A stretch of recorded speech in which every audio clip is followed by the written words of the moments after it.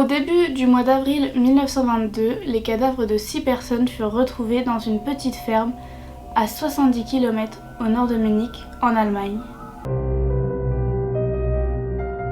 Perdue au milieu de la forêt bavaroise, se trouvait dans une petite ferme une famille de 3 générations, les Gruber.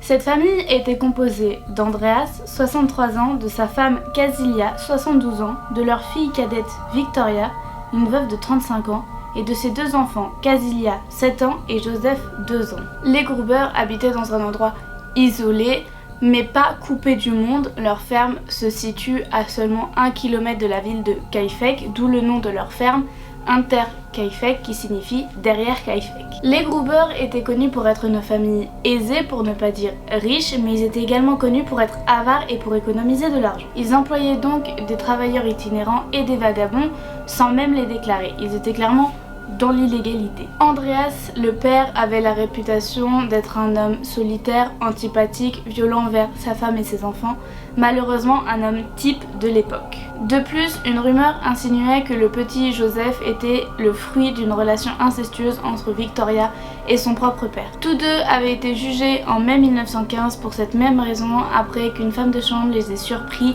dans le foin, et ils ne cherchaient pas une aiguille. L'histoire de Joseph est confuse, on ne sait pas si c'est vrai, on ne sait pas si c'est faux, et je pense qu'on ne saura jamais. En 1919, Andreas refuse que sa fille Victoria se marie avec Lorenz Schlittenbauer, un de leurs voisins. Puis en septembre, quand Joseph était né, Lorenz refuse d'assumer la paternité, affirmant que cet enfant est le fruit de l'inceste. Suite à ces déclarations, Andreas fut arrêté par la police et condamné, mais Lorenz revient directement sur ses dires et dit totalement que cette histoire est fausse. Andreas est alors relâché par la police, mais Lorenz va un petit peu jouer au yo-yo. Il va dire le lundi que Joseph est le fruit d'une relation incestueuse, le mardi que c'est faux. On sait pas trop ce qu'il cherche à faire, mais il change beaucoup d'avis. L'étrange famille vivait donc recluse parce qu'il y a beaucoup de rumeurs qui circulaient autour d'eux, notamment les travailleurs itinérants, les vagabonds, comme quoi ils les payaient pas ou en tout cas ils ne les déclaraient pas. Joseph qui est peut-être le fruit d'une relation incestueuse, donc ils n'osaient pas trop sortir de chez eux. Sauf Victoria qui chantait à l'église parce qu'elle avait une très belle voix, et Casilia, la petite fille de 7 ans, qui allait tout simplement à l'école. En 1921, un jour d'automne, la femme de chambre entassa nerveusement ses sacs près de l'escalier de la véranda.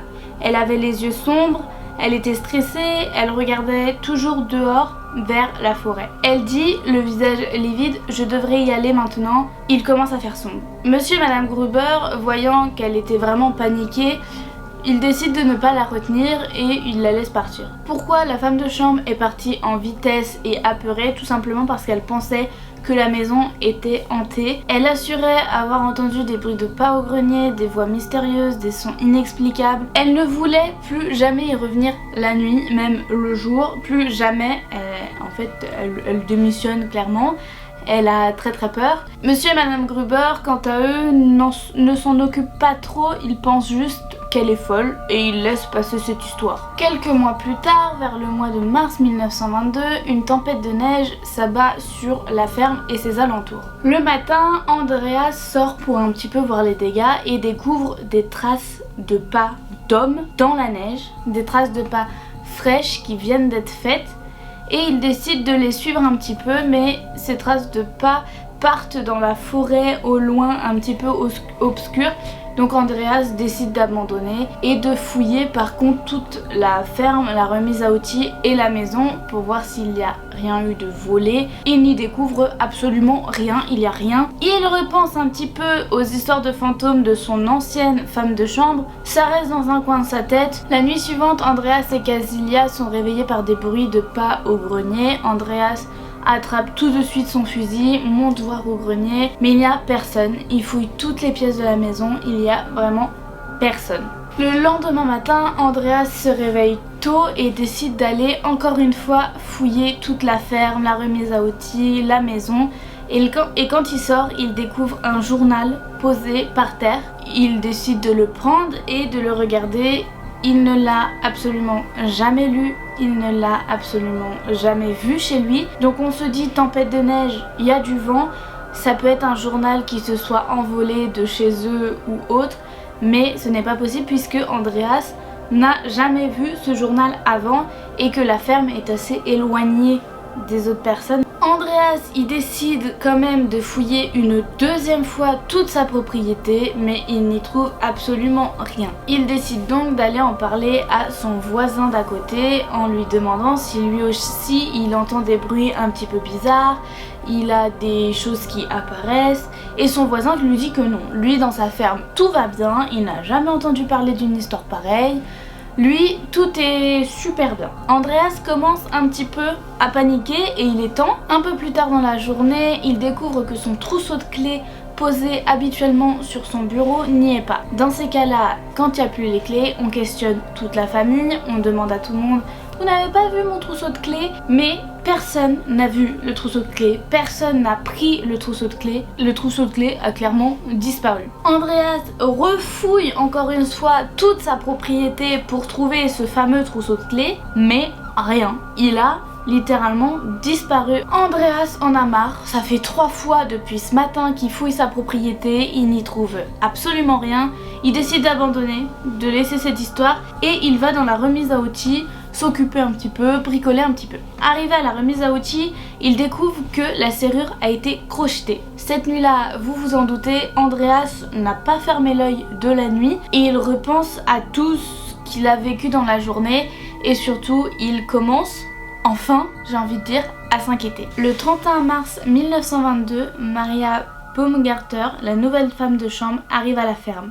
Malheureusement, ce sera son premier et dernier jour de travail. Le mardi 4 avril, les habitants commencent seulement à s'inquiéter parce que cela fait longtemps qu'ils n'ont pas vu la famille des Gruber. Les Gruber, comme je l'ai dit avant, sont des personnes qui sortent très peu de chez eux, sauf Victoria et Casilia, la petite fille. Et les habitants, à force de parler, découvrent que Victoria n'est pas venue chanter à l'église et que Casilia n'est pas venue à l'école sans justificatif. Le facteur apprend aux habitants que le courrier s'entasse dans la boîte aux lettres depuis 4 jours. Une équipe de recherche est alors montée, elle est composée de Lorenz, l'ancien amant de Victoria, de Michael Paul et de Jacob Siegel. Arrivés sur place, les 3 hommes trouvent l'endroit étrangement calme. Après une petite discussion, ils décident d'aller fouiller en premier la grange.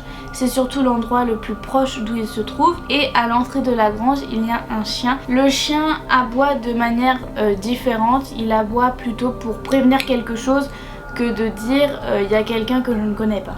Ils ouvrent la porte et y découvrent, gisant dans une mare de sang, les corps d'Andreas, de Casilia, de Victoria et de Casilia. Les 4 corps étaient empilés curieusement les uns sur les autres. Lorenz, voyant que 4 corps, il court dans la maison espérant trouver Joseph et la femme de chambre vivants. Malheureusement, il découvre le corps inanimé de Joseph dans son petit lit et pareil pour la femme de chambre, elle est retrouvée morte dans son lit. 6 personnes ont donc été tuées à Unterkaifeck. Les 3 hommes préviennent alors directement la police, celle-ci arrive à 18h. Le 6 avril 1922, le docteur Johann Baptist Ohlmüller effectue l'autopsie des corps dans la grange. Toutes les victimes ont été tuées d'un coup à la tête, probablement avec une pioche. Elles sont toutes mortes sur le coup, sauf Casilia, la petite fille qui, elle, a survécu pendant plusieurs heures et a fini par succomber à ses douleurs et à ses blessures. La plupart des victimes, sauf Victoria et sa fille, étaient vêtues de vêtements de nuit, ce qui signifie que le crime a eu lieu en pleine nuit. D'après l'inspecteur George Ringgruber et ses collègues de la police de Munich, le meurtrier s'est arrangé pour faire venir un par un les membres de la famille dans la grange pour ensuite les tuer. Puis est rentré dans la maison pour ensuite tuer Joseph et la femme de chambre Maria. Pour une raison qu'on ignore, tous les corps ont été recouverts, ceux dans la grange avec du foin, celui du petit Joseph avec une des jupes de sa mère et celui de Maria, la femme de chambre, avec ses draps. Vous vous souvenez des bruits de pas qu'entendait la femme de chambre qui est partie soudainement en vitesse et apeurée? Après quelques fouilles de la maison, les policiers ont découvert dans le grenier quelques tuiles déplacées, ce qui donnait une vue entière sur le jardin. Mais ce n'est pas tout, dans une botte de foin, il y a 2 trous qui ont été creusés, donc la police suppose qu'il y avait 1 ou 2 personnes qui étaient cachées là depuis peut-être un petit moment. D'après l'autopsie, le drame s'est produit le 31 mars, mais plusieurs voisins disent avoir vu de la fumée s'échapper de la cheminée, ce qui signifie que l'assassin est resté sur les lieux après le meurtre des 6 personnes. Cette hypothèse peut paraître folle, mais est confirmée car les animaux ont été nourris. Peu de temps avant l'arrivée des policiers, de la vaisselle est retrouvée sale et un lit a été défait comme si une personne y avait dormi la nuit avant que les policiers découvrent ce drame. Ce qui signifie que l'assassin a tué 6 personnes d'une même famille, mais par contre a pris le soin de nourrir tous les animaux de la ferme. Aucun ont été blessés. Le chien est quant à lui sûrement très traumatisé, mais par contre il n'a pas été blessé, il n'a pas été touché. Il y a 4 hypothèses qui ressortent de cette affaire. La première hypothèse est que la famille des Gruber étant fortunée, les enquêteurs envisagent un crime crapuleux. Ils interrogent les vagabonds, les travailleurs itinérants, mais cette hypothèse est vite démontrée lorsque les enquêteurs trouvent des bijoux, de l'or et de l'argent sur place. Ils disent que, étant donné que le meurtrier est resté sur place plusieurs jours, s'il voulait vraiment l'argent, il aurait pu le chercher et il l'aurait trouvé parce qu'il était caché, mais ça se trouve très facilement. L'enquête révèle également que Victoria avait vidé son compte en banque, avait donné la moitié de sa fortune à l'église et l'autre moitié avait disparu mystérieusement. Les enquêteurs n'ont pas pris en compte cette information parce qu'ils ne savaient pas si ça avait un rapport avec les meurtres et du coup ils l'ont pris à titre indicatif. Voilà, ils l'avaient dans la tête mais ils n'ont pas fait de rapprochement.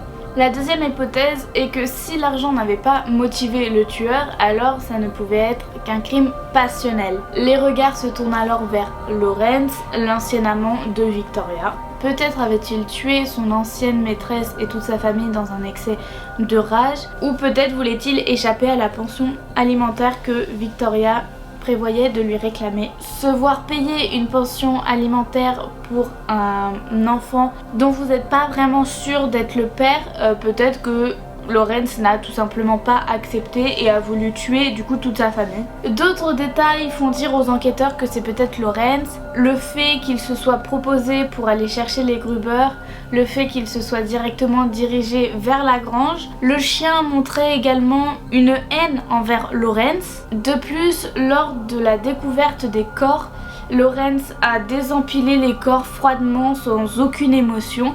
Donc quand les enquêteurs lui demandent pourquoi il n'a tout simplement pas attendu la police, il répond qu'il cherchait son fils, même s'il n'est pas sûr que ce soit le sien. Ce qui peut se comprendre, donc là on ne sait pas trop si c'est vrai, si c'est faux. Cependant, comme aucune preuve concrète le relie au crime, Lawrence n'est jamais arrêté, il est libre, il n'a jamais été accusé de quoi que ce soit. Dans cette affaire, personne n'a jamais été arrêté.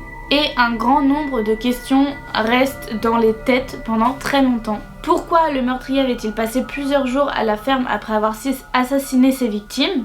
Pourquoi avait-il nourri les animaux? Si les empreintes et les bruits de pas au grenier étaient bien les siennes, alors cela devait faire longtemps qu'il rôdait car ces événements étaient arrivés bien avant le jour fatidique. Peut-être même était-ce déjà lui que la femme de chambre avait entendu 6 mois auparavant. L'homme était-il resté caché pendant 6 mois au grenier? La troisième hypothèse est donnée par les habitants. Si les enquêteurs cherchaient une personne en chair et en os, les habitants quant à eux pensent qu'il ne sera jamais arrêté car il n'appartenait pas à notre monde. Tout le monde sait que 6 mois auparavant, la femme de chambre avait entendu des sons inexplicables, des voix mystérieuses, des pas au grenier, avait même parlé de fantômes. Tout le monde sait que les Gruber avaient eu des objets qui apparaissaient, qui disparaissaient, avaient eux aussi entendu toutes sortes de bruits. Par conséquent, il est donc possible que ces meurtres ont été faits par un fantôme, un esprit. On peut se poser plusieurs questions, pourquoi maintenant, pourquoi pas avant, pourquoi cette famille? mais c'est de l'au-delà, je ne veux pas rentrer dans le sujet, on y croit pas. Il y a beaucoup de détails qui nous font croire que c'est peut-être un esprit, il y a beaucoup de détails qui nous font croire que ça ne peut pas être un esprit. Chacun fait comme il veut et chacun y croit s'il en a envie. Les 6 victimes sont enterrées au cimetière de Wad of Fen et à la demande des habitants de la région, la ferme a été rasée et un mémorial a été dressé à son emplacement. Au tout début, je vous ai dit qu'il y avait 4 hypothèses et pour l'instant j'en ai dit que 3. Tout simplement parce qu'il y a un petit retournement de situation. À la fin de la Seconde Guerre mondiale, la rumeur court que le défunt mari de Victoria, Carl Gabriel, était l'auteur de ces crimes. Bien qu'il ait supposément été tué dans les tranchées en décembre 1914, son corps n'a jamais été retrouvé. Et il pouvait bien être revenu pour retrouver sa femme. En revenant, il aurait entendu parler de l'histoire incestueuse entre Victoria et son père et cela l'aurait mis dans un accès de rage et il les aurait tous tués. Mais dans ces cas-là, pourquoi il a également tué sa propre fille? Dans ces cas-là, autant tuer que le père et que Victoria, mais tue pas ta propre fille. C'est un élément qui est un petit peu bizarre. Cette théorie était alimentée par le témoignage de 2 personnes affirmant avoir rencontré un soldat russe qui leur avait avoué être le tueur d'Unterkaifeck. L'homme leur avait expliqué avoir simulé sa mort pour échapper à sa femme, puis avait changé d'avis et en rentrant chez lui, il avait été contrarié par cette découverte. Par la suite, les 2 hommes revisitent leur version, donc personne ne sait si c'est réel ou pas. Ce qui est bizarre, c'est que à chaque fois que quelqu'un parle, quelques temps après, ils revisitent leur version. Lawrence avait parlé, puis avait dit non, c'est faux ce que j'ai dit, puis avait joué un petit peu au yo-yo comme ça. Les 2 personnes ayant le témoignage parlent aussi, puis après ils jouent un petit peu au yo-yo, pareil, non mais c'est faux en fait. Donc pourquoi à chaque fois qu'une personne parle, ils revisitent leur témoignage. L'enquête durera des années, la police interroge plus de 100 suspects sans jamais trouver une personne probablement coupable, vraiment avec des preuves concrètes. Ils font même appel au service de médium sans rien trouver. Officiellement, l'enquête fut close en 1955, mais certains détectives amateurs décident encore de se pencher sur cette histoire. En 2017, des étudiants de l'académie de police de Fürstenfeldbruck étudient le cas avec des techniques modernes, mais décident de tout arrêter faute de preuves matérielles et de la mort éventuelle du tueur. Ils affirment quand même avoir de forts soupçons sur l'identité du tueur, mais décident de ne pas le révéler pour ne pas ruiner toute sa descendance. À ce jour, le massacre d'Unterkaifeck reste donc un mystère irrésolu. Si cette histoire vous a plu, vous pouvez lire le roman d'Andrea Maria Schenkel, écrit en 2006 et retraçant l'histoire à la manière d'un reportage. La ferme du crime, elle donnera beaucoup plus de détails que moi j'ai donné dans cette vidéo et je pense que ça peut être très croustillant. Sinon, vous pouvez regarder l'épisode 3 de la seconde saison de la série Mythes et Croyances. C'est un épisode spécial sur ce crime. J'espère que cette vidéo vous a plu. Moi j'ai aimé faire les recherches, l'écrire, la tourner et je pense la monter. Si elle vous a plu, tant mieux. Si elle vous a pas plu, bah tant pis. Au revoir.